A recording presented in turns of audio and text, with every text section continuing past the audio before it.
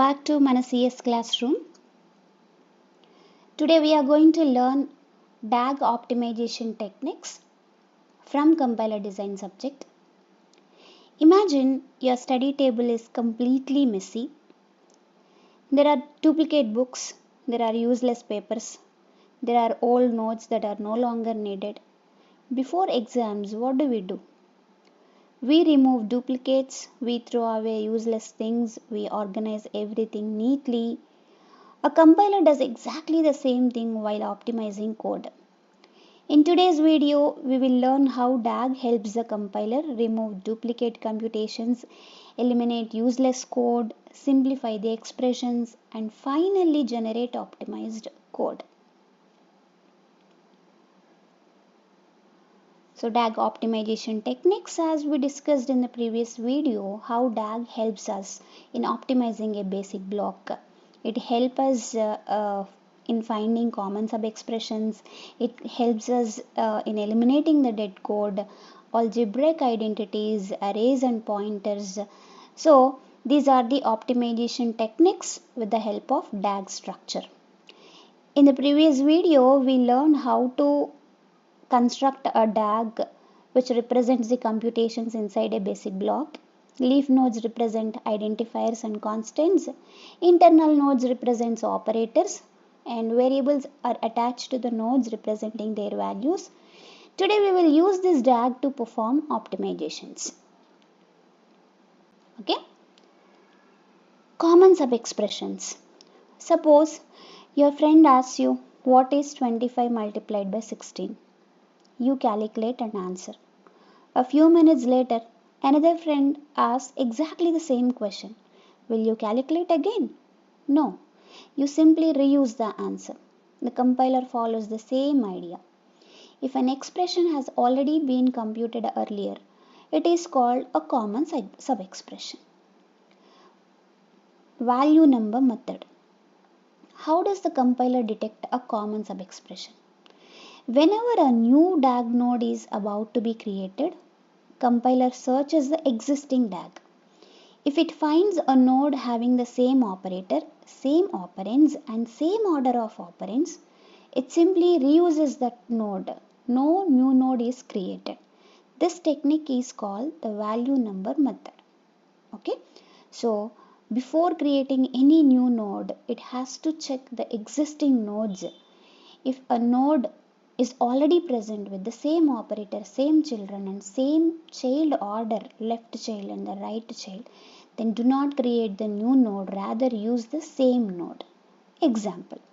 So if we have two expressions in a basic block, b is equal to a minus d, obviously how do we construct a DAG?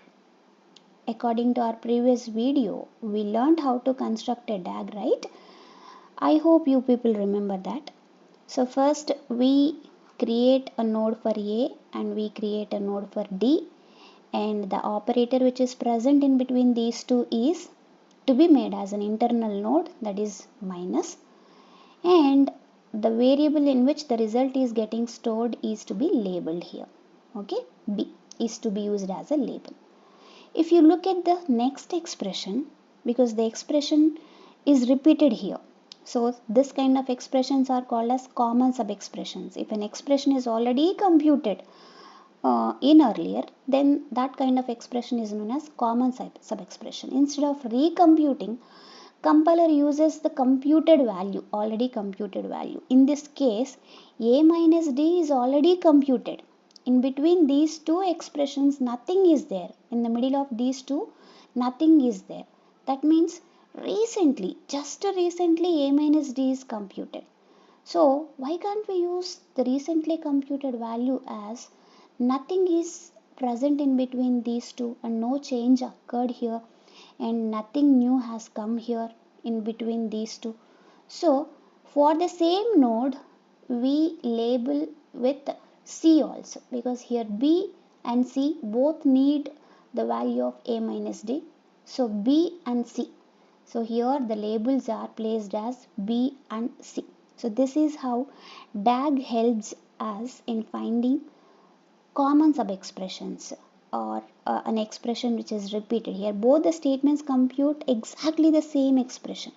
So instead of creating two separate subtraction nodes, the compiler creates only one node. Both variables b and c are attached to the same node. One computation, two variable names. This reduces the redundant work. Okay. One more example. See here, now let us observe an interesting situation.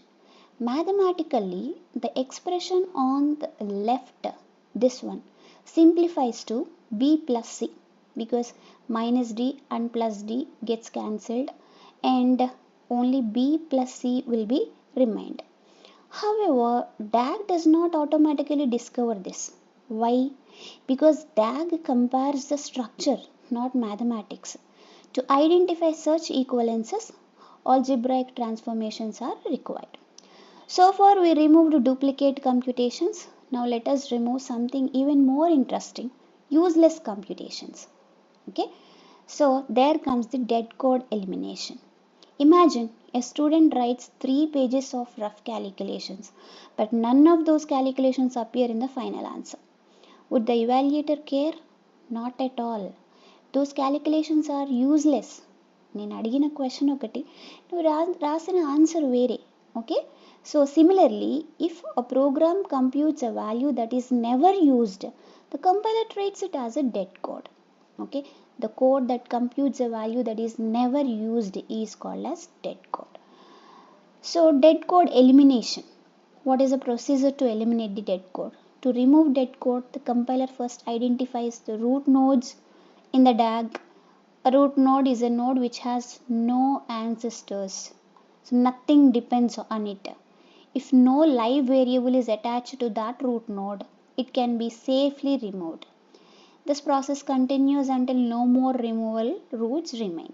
Okay. So this is how we eliminate the dead code. Next, algebraic. See here we can see. This is an example DAG. Suppose, let us assume because here only one basic block is being shown. We are not able to see the other basic blocks. Suppose, let us assume if A, B are the live variables and C, E are not live variables. I hope you guys remember what are the live variables and what are not live variables. Live variables are the variables which are required further or after the exit of a basic block. So let us assume A, B are live variables here. That means we may need them in the future. C, E are not live variables of this basic block. So we can undoubtedly remove these two C and E nodes. Okay, first we remove the E because this has no ancestors. This is a root node. A node which has no ancestors is called as root node. So first we remove this E. After removing E, C will become a root node, right? So we can also remove the C because C and E both are the not live variables. This is how we can eliminate dead code with the help of DAG. Next, algebraic identities. Compilers are also good at mathematics. Consider the expression x plus 0. Do we really need an addition operation? No. The answer is simply x. Similarly, multiplying by 1 or dividing by 1 does not change the value. These unnecessary computations can be removed. Next, strength reduction. Some operations are expensive, others are cheaper. Multiplication generally costs more than addition. So if there are any addition or if there are any multiplication operations, they can be replaced with addition operations. For example, if there is x into 2, then we can just replace this instruction with x plus x. Similarly, division. Okay, so division, this we may also this substitute this multiplication operation with division because division is also cheaper than multiplication. So therefore, the compiler sometimes replaces costly operations with the cheaper alternatives. This optimization is called strength reduction. The next one, constant folding. If all operands are constants, why wait until runtime? Compiler can calculate the result during compilation itself. This technique is called constant folding. Okay, suppose 2 into 3.14 becomes 6.28. If we have an instruction A is equal to 2 plus 5, we don't need to wait till the runtime. In the compilation itself, we can do the computation. Compiler does the computation. This is known as constant folding. So every time it doesn't need to perform the addition 2 plus 5. Instead of doing this computation again and again, it simply does the folding, which is known as constant folding. A is equal to 7. And then commutativity and associativity. Additional common subexpressions can be discovered using mathematical properties such as commutativity and associativity.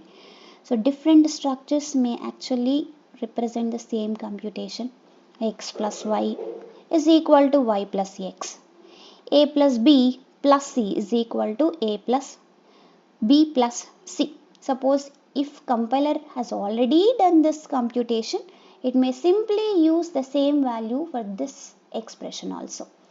If it already computed x plus y value, then the same value will be used for the expression y plus x. So everything looked simple until arrays entered the picture. There comes array references. Can the compiler assume that both occurrences of a of I are identical? See here, a of I is appeared at two places. X is equal to a of I, a of j is equal to y, again z is equal to a of I. No, because here I value and j value might be same. We don't know, right? So here I am changing the value of a of j. That means indirectly I might be changing the value of a of I. So these two might not be same. Okay, the array element might have changed in between. Therefore, array references require special handling. So array representation. How do you represent array using DAG? In DAG representation, how do you represent an array reference? If x is equal to a of I is there, it is represented by the internal node is equal to followed by a square bracket, set of square bracket. Suppose if there is a of j is equal to y, then it has to be represented by set of square brackets followed by is equal to. You can see the difference, you can notice the difference between these two representations here. And one more difference to be noticed, when an array reference is being stored into a normal variable, we have only two children nodes. And when we are writing a variable into an array reference, then we have three child nodes. Here three children nodes. One is array name, the second one is j, and the third one is the variable which you are storing into array reference. Okay, so please notice and understand the difference between representations. And next one, killing nodes. So imagine reading a notice board. Immediately after that, someone erases the board and writes new information. Can you trust what you read earlier? No, right? Similarly, array updates invalidate earlier array dependent nodes. This process is called killing a node.